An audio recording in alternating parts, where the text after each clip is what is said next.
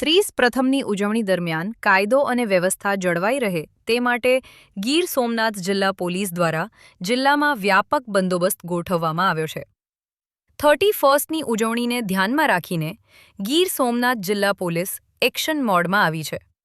જિલ્લા પોલીસ વડા જયદીપસિંહ જાડેજાના માર્ગદર્શન હેઠળ સમગ્ર જિલ્લામાં ચુસ્ત પોલીસ બંદોબસ્ત ગોઠવવામાં આવ્યો છે. કેન્દ્રશાસિત પ્રદેશ દીવની સરહદ જોડાયેલી હોવાથી દારૂની હેરાફેરી અને ડ્રિંક એન્ડ ડ્રાઇવના કિસ્સાઓ અટકાવવા તમામ મુખ્ય હાઇવે અને પ્રવેશ દ્વારો પર વિશેષ ચેકપોસ્ટ ઊભી કરાઈ છે. દરેક વાહનની કડક તપાસ સાથે સતત પેટ્રોલિંગ કરવામાં આવી રહ્યું છે. એસપી જયદીપસિંહ જાડેજાએ જણાવ્યું કે પોલીસનો હેતુ નાગરિકોની સુરક્ષા સુનિશ્ચિત કરવાનો છે. કાયદો ભંગ કરનાર તત્વો સામે કડક કાર્યવાહી કરવાની ચેતવણી પણ આપવામાં આવી છે. છેલ્લા 15 દિવસમાં જિલ્લામાં પ્રોહિબિશનના 408 કેસ અને ડ્રિંક એન્ડ ડ્રાઇવના 207 કેસ નોંધાયા છે. પોલીસની સખ્ત કાર્યવાહીથી જિલ્લામાં શાંતિપૂર્ણ રીતે વર્ષ પૂર્ણ થાય તેવી અપેક્ષા વ્યક્ત કરવામાં આવી છે.